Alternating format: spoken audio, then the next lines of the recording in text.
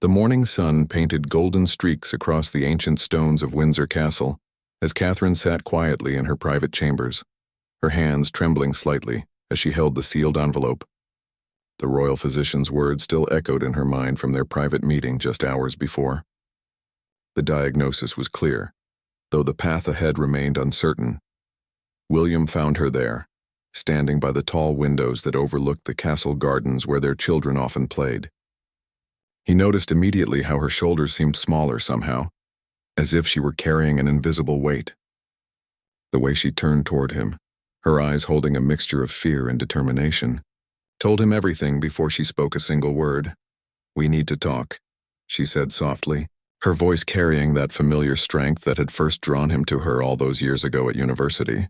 But underneath he could hear something else, a vulnerability that made his heart race with concern. They sat together on the antique sofa that had been a wedding gift from the Queen, the same place where they had shared so many moments of joy and planning for their future. Catherine's fingers intertwined with his as she began to explain what the doctor had told her. The words came slowly at first, then faster, as if speaking them quickly might somehow lessen their impact. William listened without interruption, his thumb gently stroking her hand. Years of royal training had taught him to maintain composure in any situation. But this was different. This was Catherine, his wife, his anchor, the mother of his children, the woman who had transformed from a commoner into one of the most beloved members of the royal family, through her grace, dedication, and genuine warmth. As she finished speaking, silence filled the room. Through the windows they could hear the distant sounds of London waking up, unaware that within these castle walls their future king and queen were facing one of the most challenging moments of their lives together. "What do we tell the children?" Catherine asked, her voice barely above a whisper. George, Charlotte, and Louis were so young, their world still filled with the simple joys of childhood, protected from the weight of royal duties that would one day be theirs. William pulled her closer, breathing in the familiar scent of her hair. "We tell them the truth in a way they can understand. We show them that even when things are scary, we face them together as a family. The decision to make the news public would not be theirs alone. Palace officials, communications teams, and senior royals would all need to be consulted. But in this moment, it was just the two of them, husband and wife, facing an uncertain future, with the same courage that had carried them through years of public scrutiny and royal responsibilities. Catherine had always known that marrying William meant her life would never truly be private again. Every outfit choice, every public appearance, every gesture was analyzed and discussed by millions around the world. She had adapted remarkably well, transforming from a shy university student into a confident public figure who could command a room with her presence while maintaining the approachable warmth that made people feel she truly cared about their lives and struggles. Now, that same spotlight that had followed her for over a decade would shine even brighter, but this time, it would illuminate something far more personal and frightening than a fashion choice or royal protocol breach. William stood and walked to his desk, where photos of their family trips and private moments reminded him of what mattered most. There was one of Catherine laughing as she chased Louis through the gardens at Anmer Hall, her hair flying behind her, looking every bit the devoted mother rather than the future queen. Another showed her at a children's hospital, kneeling beside a young patient's bed, her face full of genuine compassion and concern. These were the images the public rarely saw, Catherine as she truly was, not just fulfilling royal duties but living them with authentic care and dedication. Her work with mental health awareness, early childhood development, and supporting families had never been just ceremonial for her. She had poured her heart into these causes because she genuinely believed in making a difference. "The irony isn't lost on me," Catherine said, following his gaze to the photographs. "All these years helping others face their challenges, and now you'll show them what real courage looks like." William finished, turning back to her. "Not the kind that comes from titles or positions, but the kind that comes from being human and vulnerable, and still choosing to move forward. The palace staff would need to be briefed carefully. Security arrangements would require review. The children's schedules might need adjustment to ensure their privacy during this difficult time." But William knew that Catherine's first concern would be for those who looked up to her, the charities she supported, the people who drew strength from her example. the countless individuals who had found hope in her story of becoming part of the royal family while remaining true to herself. As the morning progressed, they began the delicate process of planning how to share this news with their inner circle first. The Queen would need to be told immediately, of course, followed by Charles and Camilla, then Catherine's own family. Each conversation would be difficult in its own way, but necessary. Catherine stood and smoothed her dress, that automatic gesture of composure that had become second nature over the years. "I suppose we should begin," she said, her voice steady once again.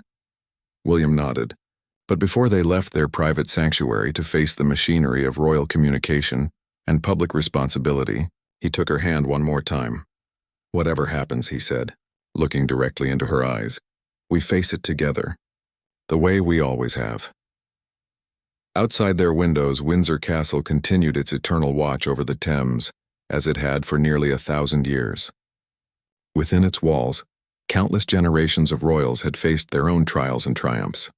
Now it was William and Catherine's turn to add their chapter to that long history, with courage, dignity, and an unshakable commitment to each other and the people they served. The Queen's private study at Buckingham Palace had witnessed countless conversations that shaped the course of the monarchy, but few had carried the weight of the one taking place on this quiet Tuesday afternoon. Elizabeth II sat in her familiar chair, her hands folded in her lap, listening as William and Catherine shared their news with the woman who had guided the royal family through decades of change and challenge. At 96, the Queen had seen almost everything. She had weathered world wars, constitutional crises, family scandals, and personal losses that would have broken lesser spirits. But as she looked at her grandson and his wife, she felt the particular ache that comes when someone you love is facing an uncertain future. "I see," she said simply when they finished speaking, her voice carrying the quiet strength that had steadied the nation for over 70 years. "And what do the doctors say about treatment options?" Catherine appreciated that the Queen asked practical questions rather than offering empty reassurances.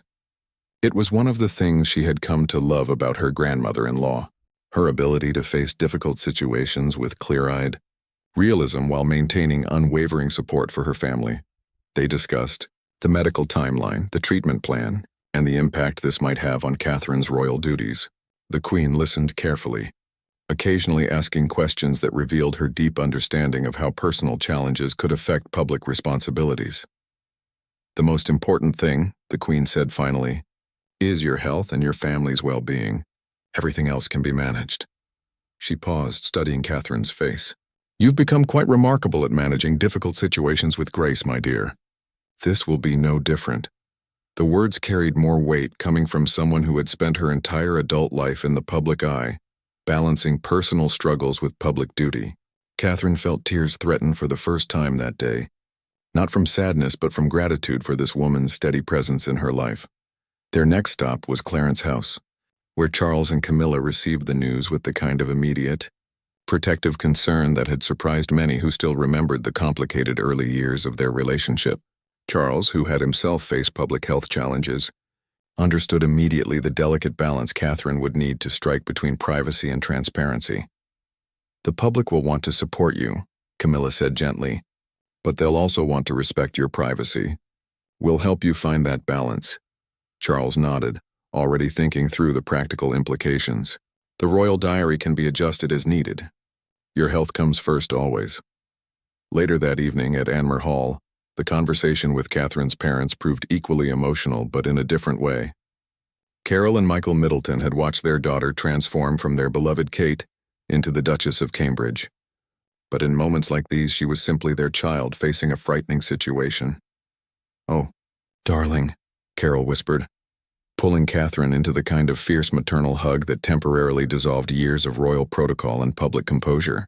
Michael stood quietly beside them, his engineering mind already working through logistics, how they could help with the children, what support Catherine might need, how they could protect their family's privacy during treatment. The children were told that evening, gathered in the cozy sitting room at Anmer Hall where so many family conversations had taken place over the years. William and Catherine had discussed carefully how to explain the situation in terms their children could understand, without frightening them unnecessarily. George, at 10, was old enough to grasp the seriousness while still young enough to believe completely in his parents' ability to handle anything. Charlotte, 8, asked practical questions about what this meant for their routines and activities. Louis, only 5, seemed most concerned about whether Mummy would still be able to read him bedtime stories. Mummy has to see some special doctors for a while, Catherine explained, keeping her voice steady and reassuring. It might mean some changes to our schedule, but we'll always make sure you're taken care of and loved. Will you be okay? Charlotte asked directly, her young face serious in a way that reminded Catherine of William at that age. I'm going to do everything the doctors tell me to do to get better, Catherine replied honestly, and Daddy and all of our family are going to help take care of all of us. The palace communications team worked through the night preparing statements and coordinating with other royal households. The announcement would need to be carefully timed and worded to provide necessary information while protecting the family's privacy. This wasn't just about managing media coverage. It was about ensuring that the hundreds of charities and organizations Catherine supported would be properly informed and prepared for any necessary adjustments to her schedule. Sally Bedell-Smith, the palace's communications director, had handled sensitive royal announcements before, but this one carried particular weight. The public's relationship with Catherine had evolved over the years from curiosity about the commoner who married a prince to genuine affection for a woman who had proven herself through dedication and authenticity. The response will be overwhelmingly supportive, Sally predicted during one of the late-night strategy sessions. But we need to be prepared for intense media interest and public concern. People genuinely care about her. Meanwhile, at Kensington Palace, William found himself unable to sleep. He walked through rooms filled with family photos and mementos from their life together, their wedding day, family holidays, official portraits, and candid moments captured during private celebrations. Each image told part of the story of how a young man destined to be king had found his perfect partner in a woman who had never sought the spotlight but had risen to meet its demands with remarkable grace. He thought about their early days at university, when Catherine was simply Kate Middleton, the girl from Berkshire studying art history who caught his eye at a fashion show. There had been no indication then that she would one day become one of the most photographed women in the world, or that she would handle that pressure with such dignity and warmth. Their relationship had faced enormous scrutiny from the beginning. Every breakup was analyzed, every reunion celebrated, every gesture interpreted for meaning. Catherine had endured years of speculation about when William would propose, whether she was suitable for royal life, and how she would adapt to the enormous pressures of being a future queen. She had not just adapted, she had excelled. Her work with mental health awareness had helped break down stigmas that had persisted for generations. Her focus on early childhood development had brought attention to crucial research and support programs. Her natural warmth with people from all walks of life had modernized perceptions of what royal engagement could look like. Now, facing this new challenge, William felt the same protective instinct that had driven him to shield their relationship from media pressure in the early years. But he also felt immense pride in the woman Catherine had become. Someone strong enough to face this diagnosis with courage, wise enough to seek the support she needed, and generous enough to continue thinking about how her experience might help others facing similar challenges. As dawn broke over London, painting the sky in soft pastels that reminded him of their wedding day, William made himself a promise. Whatever lay ahead, he would ensure that Catherine never faced it alone, and that their children would see through this experience what it meant to face adversity with grace, dignity, and unwavering family support.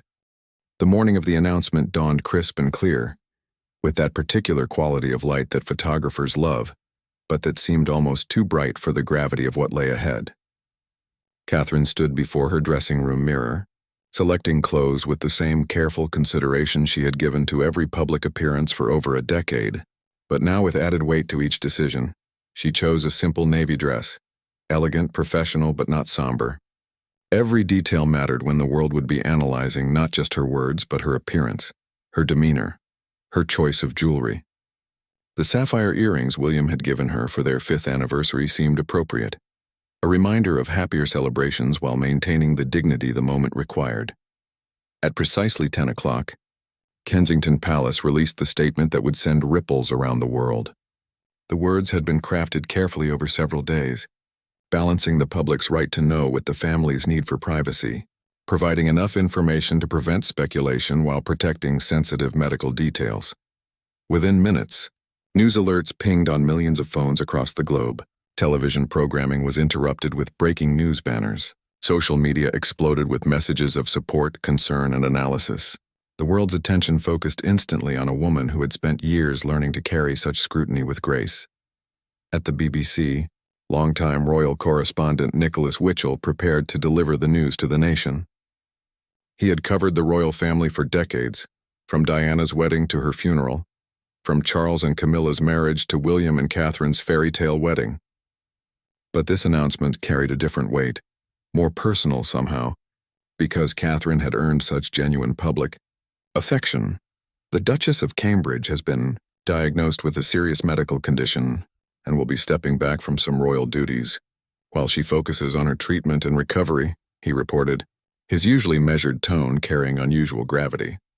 The royal family has asked for privacy during this difficult time. In living rooms across Britain, people stopped their morning routines to absorb the news. Catherine had become more than just a royal figure. She was a mother they watched raising her children with obvious love, a woman they saw supporting causes she genuinely cared about, a person who had managed to remain relatable despite her extraordinary circumstances. At George's school, teachers quietly gathered to discuss how to handle the inevitable questions from students whose classmates' mother was suddenly front-page news around the world. The school had dealt with royal protocols before, but this situation required particular sensitivity. Charlotte's teacher, Mrs. Henderson, had grown fond of the little girl who was unfailingly polite, but never put on airs about her family's position. She worried about how Charlotte would handle the increased attention and speculation that would inevitably follow this announcement. The international response was immediate and overwhelming. From the White House to Downing Street, from celebrity social media accounts to ordinary people on the street, messages of support poured in. The hashtag #IronStandWithCatherine began trending worldwide within hours. In hospitals and treatment centers across the country, patients facing similar diagnoses felt a complex mix of emotions. Here was someone with access to the best medical care in the world, with resources most could only dream of, facing the same fears and uncertainties they knew intimately. Some found comfort in knowing they weren't alone in their struggles. Others felt frustrated by the attention given to one person's illness when so many suffered in anonymity. Dr. Sarah Mitchell, who ran a support group for women with similar diagnoses, found herself fielding calls from reporters seeking comment. What people need to understand, she told one persistent journalist, is that fear doesn't discriminate based on titles or bank accounts. The Duchess will face many of the same challenges as any of my patients. The uncertainty, the treatment side effects, the worry about her children. Her platform might be bigger, but her humanity is the same as anyone else's. At Windsor Castle, the Queen spent the morning reviewing her own schedule, quietly making adjustments to ensure she could provide whatever support William and Catherine might need. At 96, she had learned the art of being present without overwhelming, of offering strength without taking control. She remembered her own mother's quiet strength during the abdication crisis, how the then Queen Elizabeth had managed to support her husband while protecting her daughters from the full weight of the constitutional upheaval surrounding them. Now, decades later, she found herself in a similar position, the family's anchor during uncertain times. Charles canceled his afternoon engagements without explanation, something palace staff noted as unusual for a man who rarely deviated from his carefully planned schedule. Instead, he spent the day at Highgrove, walking through the gardens he had lovingly cultivated over decades, thinking about his daughter-in-law and the remarkable journey that had brought her into their family. He remembered his initial reservations about William's relationship with a commoner, concerns that seemed both antiquated and foolish now. Catherine had proven herself not just worthy of royal life, but essential to its modernization. Her natural empathy and genuine warmth had bridged gaps between the monarchy and the people it served in ways that felt both effortless and revolutionary. The afternoon brought a steady stream of flowers, cards, and gifts to the palace gates. People who had never met Catherine but felt they knew her through years of watching her public appearances came to leave tokens of support. Mothers brought their children to explain the importance of showing kindness, when someone is facing difficult times. Among the tributes, one message stood out to the palace staff who were tasked with reviewing the public response. It was from a young girl named Emma, age 7, who had met Catherine during a hospital visit 2 years earlier. The carefully printed note read, "Dear Princess Catherine, you were kind to me when I was scared in the hospital. Now I want to be kind to you. I hope you feel better soon. Love, Emma." The note found its way to Catherine's private secretary, who ensured it would reach the Duchess personally. These moments of human connection had always been what Catherine treasured most about her royal role: the ability to offer comfort and support to others, particularly children facing their own challenges. As evening approached, William returned home to find Catherine in the garden with the children, helping Louis plant flowers in the small patch he claimed as his own. The scene looked so normal, so perfectly domestic, that for a moment he could almost forget the media circus swirling around their lives. But Catherine's phone buzzed constantly with messages from friends, family members, and colleagues offering support. Each message was appreciated, but the sheer volume served as a reminder of how many people now knew intimate details about her health, how many conversations were happening about her medical condition, how much of her privacy had necessarily been surrendered to public concern. "How are you holding up?" William asked quietly as they watched their children play, their innocent laughter a perfect counterpoint to the gravity of the day. "It's strange," Catherine admitted. "I knew this moment would come eventually, having to share something this personal with the world, but I didn't expect it to feel quite so exposed." That night, as news programs around the world led with her story and social media continued buzzing with speculation and support, Catherine made a decision that would shape how she approached the difficult months ahead. She would face this challenge the same way she had faced everything else since joining the royal family, with dignity, honesty, and a genuine commitment to using her experience to help others facing similar struggles. The diagnosis was hers, but the journey ahead would belong to everyone who found strength in watching her navigate it with grace. 3 weeks after the announcement, Catherine found herself in a place she had never expected to be, sitting in a private room at the London clinic, preparing for her first treatment session. The irony wasn't lost on her that this was the same hospital where she had launched a mental health initiative just 2 years earlier, speaking about the importance of seeking help and breaking down stigmas around medical care. The room was nothing like the sterile, institutional spaces most patients experienced.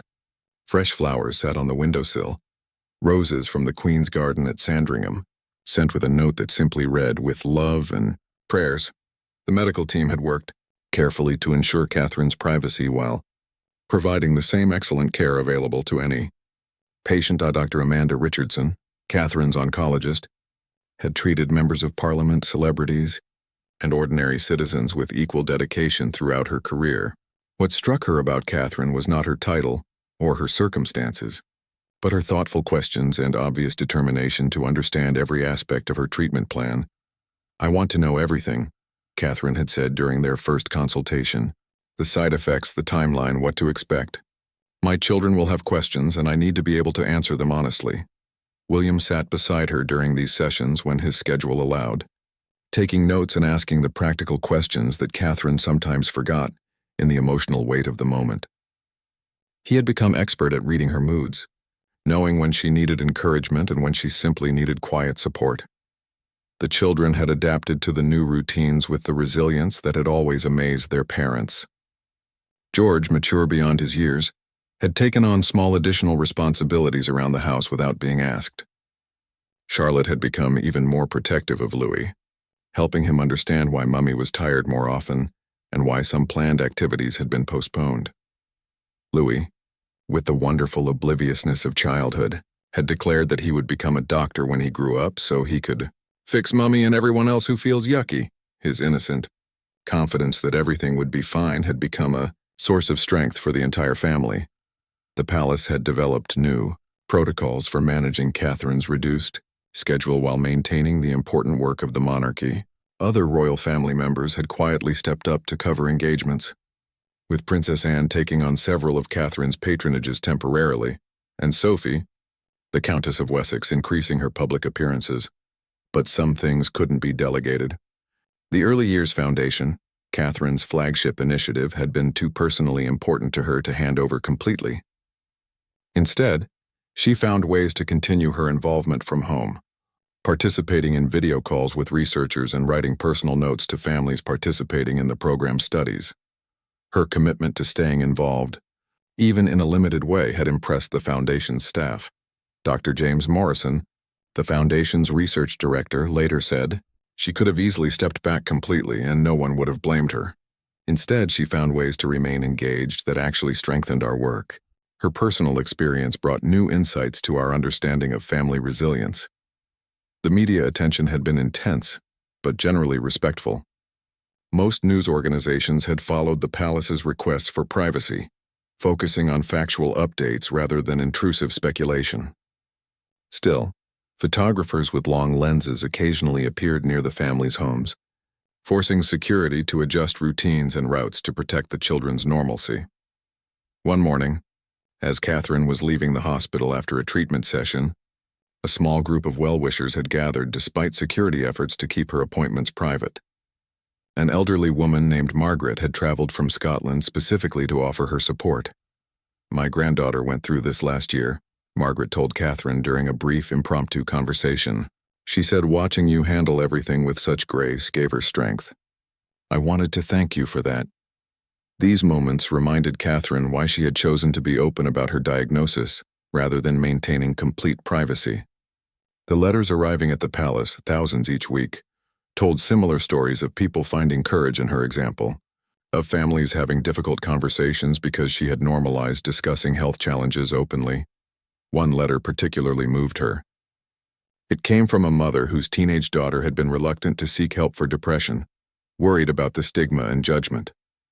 After Catherine's announcement and her previous work on mental health awareness, the girl had finally agreed to counseling.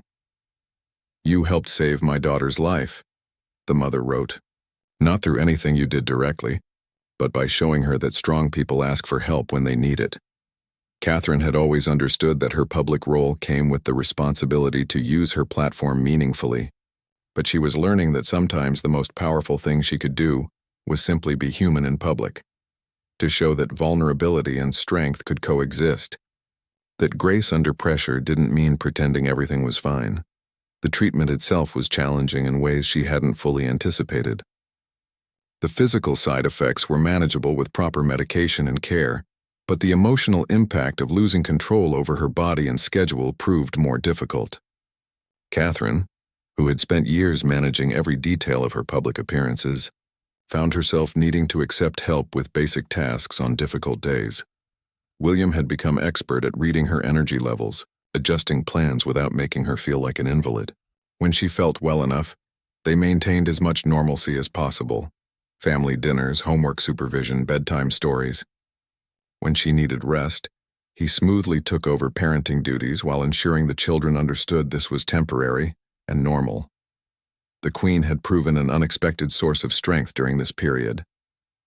Her weekly visits to Windsor, ostensibly for routine meetings, always included private time with Catherine.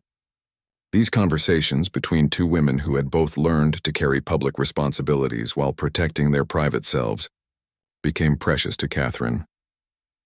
"The monarchy has survived much worse than this," the Queen told her during one particularly difficult week. "What matters is not that you're facing a challenge, but how you face it. And from what I can see, you're facing it exactly as one would hope." Catherine's relationship with her own parents had deepened during this period as well. Carol Middleton had essentially moved into Anmer Hall during the weeks when Catherine felt worst, providing the kind of maternal care that no amount of royal protocol could replace. Michael had taken over many of the logistical details of family life, ensuring that the children's routines remained as stable as possible. The support from unexpected quarters had been remarkable. Camilla, who had once been viewed skeptically by the public, had proven to be a source of practical wisdom about managing personal challenges while in the public eye. Her own experience navigating public scrutiny had given her insights that proved invaluable to Catherine. "The most important thing," Camilla had advised, "is to remember that this too shall pass. The treatment will end, your strength will return, and life will find a new normal. But the grace you show during this difficult time will be remembered long after the medical details are forgotten." As autumn arrived, bringing with it the changing colors that had always marked significant seasons in Catherine's life. She found herself reflecting on how much she had learned about herself, her family, and the nature of strength during these challenging months. The woman who had once worried about whether she was worthy of royal life had discovered reserves of courage she never knew she possessed. The journey was far from over, but Catherine was beginning to understand that sometimes the most meaningful victories came not from avoiding life's challenges, but from meeting them with dignity, honesty, and an unwavering commitment to using even the most difficult experiences to help others find their own strength. Christmas morning at Sandringham carried a different weight than in previous years. The Norfolk estate, with its rolling countryside and ancient trees, had always been the royal family's refuge from public life, but this year it felt particularly precious. Catherine woke early, as had become her habit during treatment, to watch the sunrise paint the frost-covered landscape in shades of gold and pink. The past months had taught her to find beauty in moments she might once have rushed through, the way morning light filtered through bare branches, the sound of her children's laughter echoing through the halls, the comfort of William's hand finding hers during quiet moments. These simple pleasures had become anchors during the difficult days. The family had made careful decisions about holiday traditions this year. Some customs would continue unchanged: the Christmas Eve gift exchange, the walk to church, the formal Christmas dinner with extended family. Others had been quietly modified to accommodate Catherine's energy levels and the children's need for extra security and normalcy. George had surprised everyone by asking if they could make gifts for some of the hospital staff who had been caring for his mother. The idea had blossomed into a family project, with each child creating something personal. Charlotte had painted watercolor cards, Louis had decorated cookies with enthusiastic if uneven icing, and George had written thank you notes in his careful handwriting. The Queen had observed these preparations with quiet satisfaction. She had watched her grandson's family navigate this challenge with exactly the kind of grace and thoughtfulness she had hoped to see.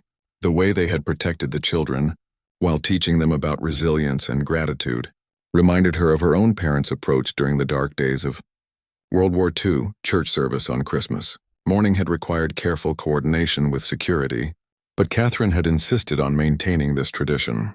She wanted her children to see that faith and community remained important, even during difficult times. As they walked across the estate grounds, photographers captured images that would become iconic, not just for their formal beauty, but for what they represented about perseverance and hope. The congregation at St. Mary Magdalene Church had welcomed the family with the same warmth they had shown for generations. But there was added tenderness in the greetings this year. Many parishioners had been praying specifically for Catherine's recovery, and their genuine care was evident in every handshake and kind word. During the service, Catherine found herself particularly moved by the traditional readings about light conquering darkness, hope emerging from despair. The words that she had heard countless times before now carried personal resonance that brought tears to her eyes.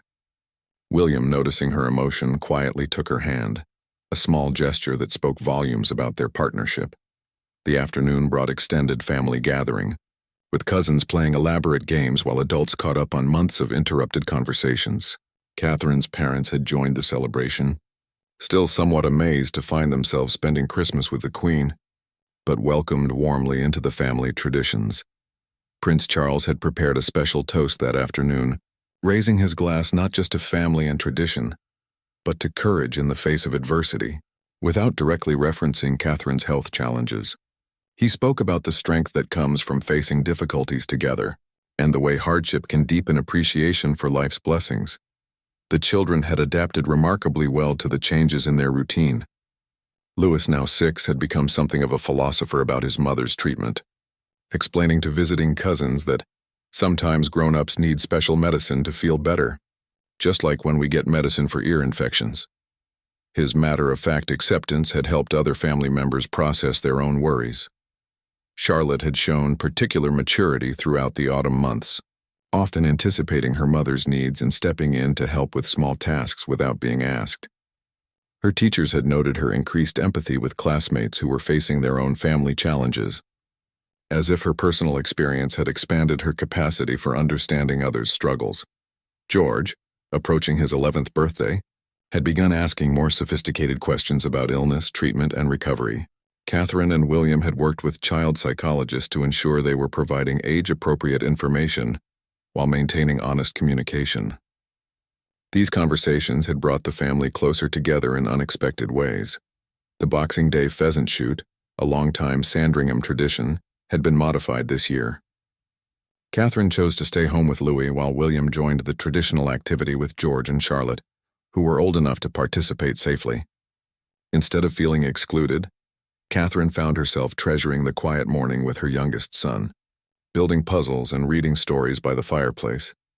It was during one of these peaceful moments that Louis made an observation that would stay with Catherine long after Christmas was over. "Mummy," he said, looking up from his picture book, "you're still the same person even when you're sick, aren't you?" The simple wisdom in his question struck her deeply.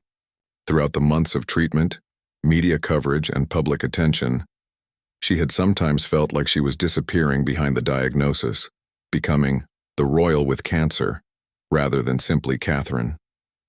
But Louis saw past all of that to the essential truth. She was still herself, still his mother, still the person who read him bedtime stories and helped him with his reading. The year-end reflections came naturally during the quiet days between Christmas and New Year's. Catherine found herself thinking about how profoundly her perspective had shifted during these challenging months. The things that had once seemed urgent, perfect appearances, flawless execution of royal duties, constant availability for public engagements, now felt less important than the deeper work of being present for her family and authentic in her public role. She had received thousands of letters throughout her treatment, many from people facing similar health challenges. Reading their stories had taught her about resilience she never knew existed, about families finding strength in the most difficult circumstances, about the power of hope even in the face of uncertain outcomes. One letter that particularly moved her came from a teenage boy whose mother had died from cancer when he was young.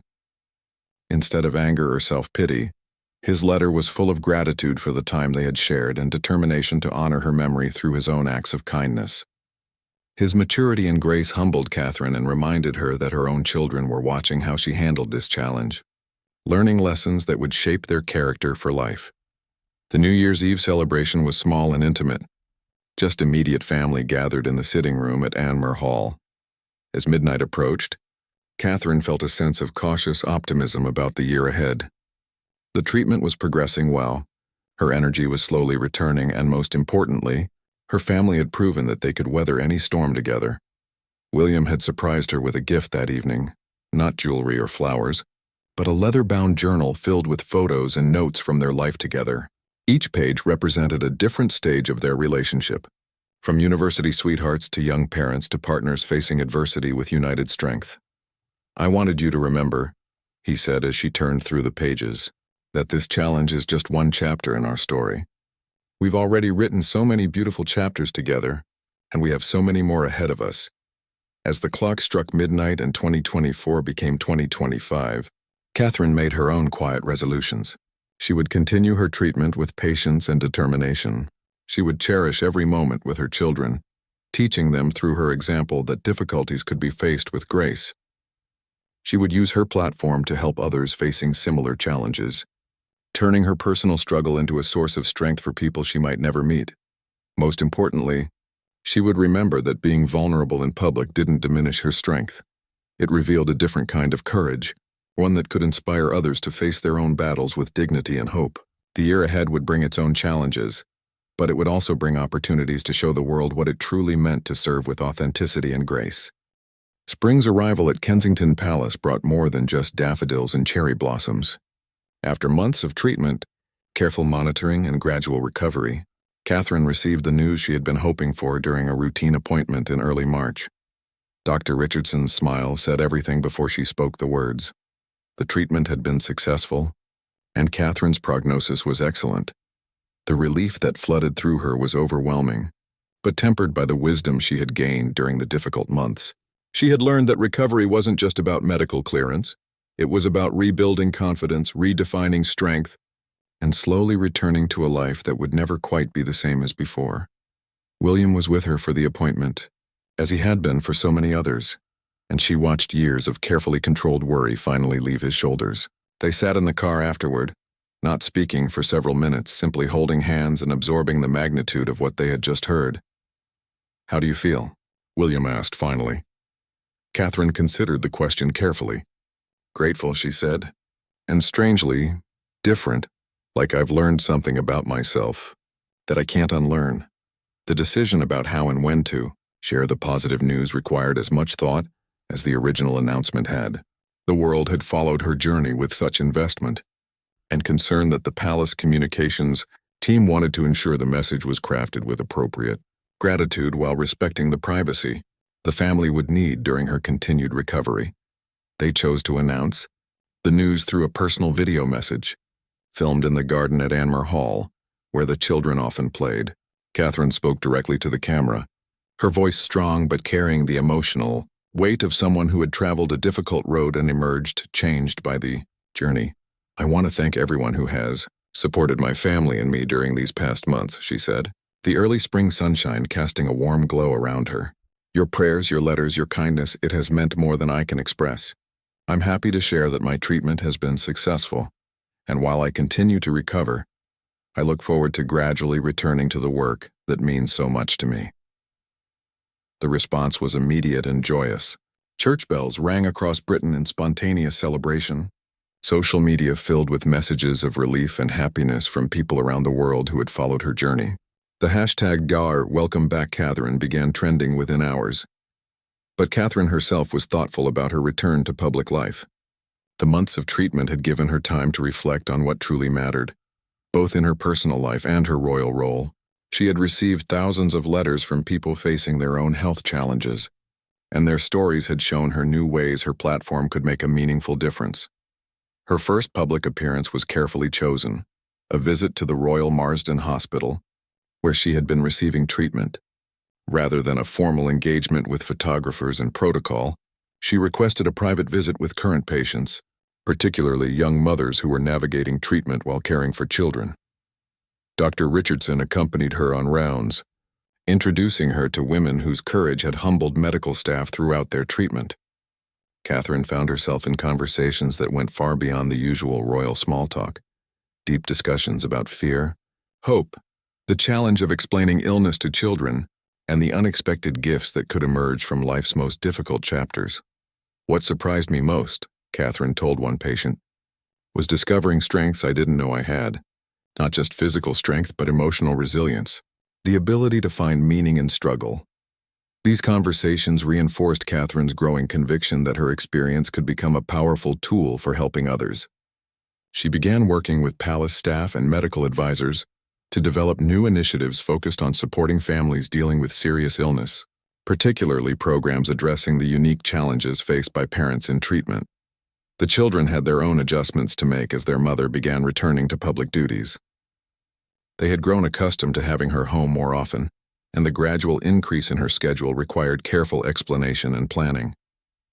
Catherine was determined not to return to the exhausting pace that had characterized her pre-illness schedule, prioritizing family time and meaningful engagements over quantity of appearances. George, now 11 and increasingly aware of his family's unique position, had asked thoughtful questions about how his mother's experience might affect his own future role. "Will people expect me to be sick too?" he had asked with the directness of childhood. Catherine and William had used the question as an opportunity to discuss how public service sometimes meant sharing personal experiences to help others, but that everyone's journey was different. They emphasized that strength came in many forms, and that the most important thing was always to be authentic and caring. Charlotte had surprised everyone by announcing that she wanted to become a doctor, inspired by watching the medical team care for her mother. "They made Mommy feel better," she explained, "and I want to make other people feel better too." Her declaration had prompted family discussions about different ways to help others. From medicine to teaching to public service, Louis, now 6 and more aware of the world beyond their immediate family, had begun asking about the people who sent letters and gifts during his mother's illness. "Why do people we don't know care about us?" he wondered. Catherine used these questions to help him understand the responsibility that came with their privileged position, and the importance of using their platform to help others. The Queen, now approaching her 97th birthday, had watched Catherine's journey with the satisfaction of someone who had spent decades observing how people responded to adversity. During one of their regular private meetings, she shared her own perspective on how personal challenges could enhance rather than diminish one's capacity for public service. "I've watched you become more yourself during this difficult time, not less," she told Catherine. "That's the mark of true strength, and not avoiding hardship, but allowing it to deepen your compassion and wisdom." Charles and Camilla had also been profoundly moved by Catherine's grace throughout her treatment. Charles, in particular, had developed an even deeper appreciation for his daughter-in-law's contribution to the monarchy's future. Her willingness to be vulnerable in public had modernized perceptions of royal strength in ways that formal speeches or protocol changes never could have achieved. As summer approached, Catherine began planning her gradual return to full duties. But full duties would look different now. She was more selective about engagements, choosing quality over quantity and focusing on causes where her personal experience could make the greatest impact.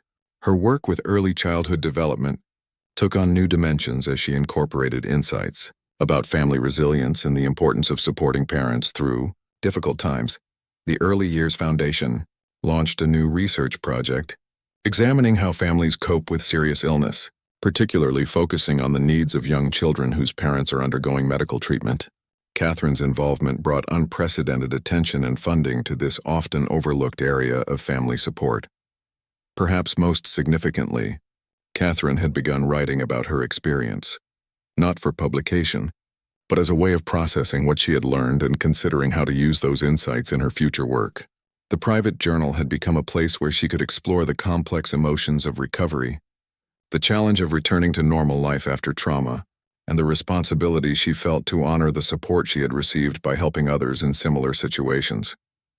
One evening, as she sat in the garden at Kensington Palace watching her children play in the fading light, Catherine reflected on how profoundly her perspective had shifted. The woman who had once worried about living up to royal expectations had discovered that authentic vulnerability was actually the greatest strength she could offer. The experience had stripped away superficial concerns and revealed what truly mattered: family, service, and the power of human connection in the face of adversity. The months ahead would bring continued recovery, a gradual return to full duties, and new opportunities to use her experience in service of others. But most importantly, they would bring the chance to live more authentically, to serve with deeper purpose, and to show the world that true royal grace came not from perfection, but from the courage to be human in public, while never losing sight of the responsibility to help others find their own strength. 1 year later, Catherine stood before a mirror in her private chambers at Windsor Castle, preparing for what would become one of the most emotionally significant public appearances of her life. Today marked the official launch of the Catherine Foundation, her new charitable initiative focused on supporting families navigating serious illness. The foundation represented the culmination of everything she had learned during her own journey through diagnosis, treatment, and recovery. The dress she had chosen was symbolic, a soft blue that reminded her of the hospital gown she had worn during her first treatment session, but transformed into something beautiful and dignified. The sapphire necklace William had given her to mark her recovery caught the morning light, each stone representing a month of their shared journey through uncertainty to hope. Downstairs, the staterooms had been prepared for an event unlike any the royal family had hosted before. Rather than the usual gathering of dignitaries and officials, today's guests included patients, families, medical professionals, and researchers, people whose lives had been touched by serious illness and who understood intimately the challenges the foundation aimed to address. Among the guests was Margaret, the elderly woman from Scotland who had traveled to offer support during Catherine's treatment. She sat alongside Dr. Richardson, several of Catherine's former fellow patients and families who had written letters during the Duchess's illness. These were the people who had taught Catherine the most about courage, resilience, and the power of human connection during life's most difficult moments. The children had been involved in planning the foundation from its earliest stages. George, now 12 and increasingly thoughtful about his family's role in public service, had suggested that the foundation's programs should include support for young people whose parents were ill. Charlotte, at 10, had designed cards for the foundation's first fundraising campaign, Louis, 7 and still charmingly direct, had asked if the foundation would help people not be scared anymore, a question that had guided much of the program development. William's introduction was brief, but heartfelt. He spoke about watching his wife transform what could have been a purely personal struggle into a source of strength and support for countless others. His voice carried the weight of someone who had witnessed extraordinary grace under pressure and wanted the world to understand what true service looked like. When Catherine rose to speak, the room fell silent with an attention that went beyond politeness to genuine reverence. Here was someone who had earned the right to speak about resilience not through academic study or professional expertise, but through lived experience that had tested every aspect of her character. "When I was first diagnosed," she began, her voice steady but warm, "my greatest fear wasn't for myself, it was for my children. How do you explain to a child that their parent is facing something frightening and uncertain? How do you maintain hope when you're scared yourself?" She spoke about the letters she had received, the stories of families finding strength in impossible circumstances, the medical professionals who had shown her that healing involved much more than treating illness. The foundation, she explained, would focus on the gaps she had identified during her own experience: support for families with young children, resources for maintaining normalcy during treatment, and programs addressing the emotional needs of everyone affected by a parent's illness. The most powerful moment came when Catherine introduced Emma, the little girl who had written to her during treatment. Now 9 years old and healthy after her own medical challenges, Emma had become the inspiration for the Foundation's flagship program, supporting pediatric patients whose parents were also receiving treatment. "Emma taught me something important," Catherine said, her voice catching slightly with emotion. "She showed me that kindness isn't about age or position or having all the answers. Sometimes the most powerful thing we can do is simply remember that we're all connected by our humanity." The Foundation's programs were comprehensive and carefully designed based on research conducted throughout Catherine's recovery. They included practical support like childcare during treatment appointments, emotional resources for explaining illness to children, and long-term programs addressing the unique challenges faced by families dealing with serious medical diagnoses. Dr. James Morrison, who had worked with Catherine to develop the research framework, spoke about how her insights had revolutionized their understanding of family resilience. "The Duchess brought a perspective we had never fully considered," he explained. "She helped us understand that supporting the patient is only part of the equation. We need to support the entire family system." The Queen, now 97 and increasingly selective about public appearances, had insisted on attending today's launch. Her presence was both a personal show of support for Catherine and a symbolic endorsement of the Foundation's mission. During her brief remarks, she spoke about how proud she was to see adversity transformed into advocacy, personal struggle converted into public service. "This foundation represents the very best of what the monarchy can offer," she said, her voice carrying the authority of 7 decades of public service. Not just ceremonial support, but genuine leadership born from authentic experience and deep compassion.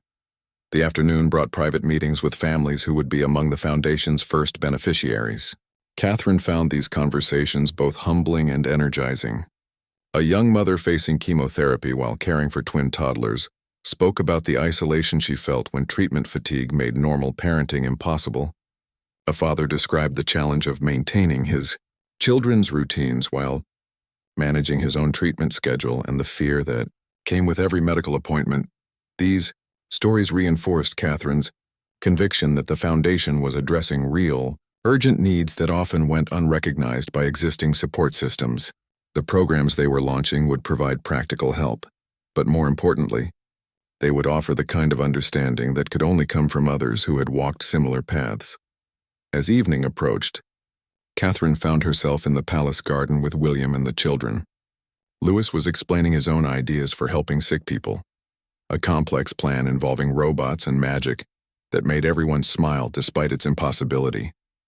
Charlotte was already planning her next fundraising project, and George was asking thoughtful questions about how the Foundation's work might expand internationally.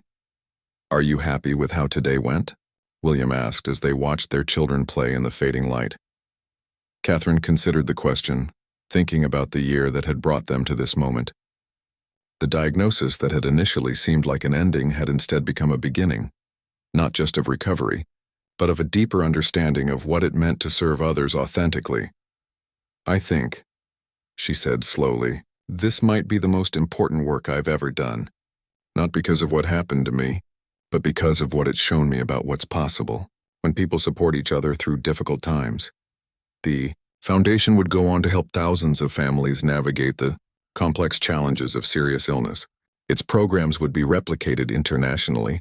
Its research would influence medical care protocols, and its approach to family-centered support would become a model for similar organizations worldwide.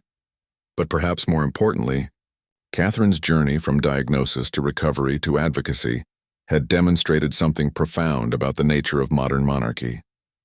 She had shown that true royal service didn't require perfection or invulnerability. It required the courage to be human in public, to transform personal struggles into sources of strength for others, and to use privilege and platform in service of those who needed support most. Years later, when historians wrote about this period in royal history, they would note how Catherine's illness and recovery had marked a turning point in public perceptions of the monarchy. Her willingness to be vulnerable had modernized the institution in ways that no amount of protocol changes could have achieved. She had proven that the most powerful crown a royal could wear was authentic humanity, and that the greatest service they could provide was showing others how to find strength in their own struggles. As the family walked back toward the palace, the lights of London twinkling in the distance, Catherine felt a deep sense of purpose that went beyond duty or obligation. She had found her true calling not despite her illness but because of it. The embrace she and William shared that evening, watched by a world that had followed their journey from crisis to triumph, represented more than personal love. It symbolized the power of facing life's challenges with courage, dignity, and an unwavering commitment to helping others find their own path through darkness toward light.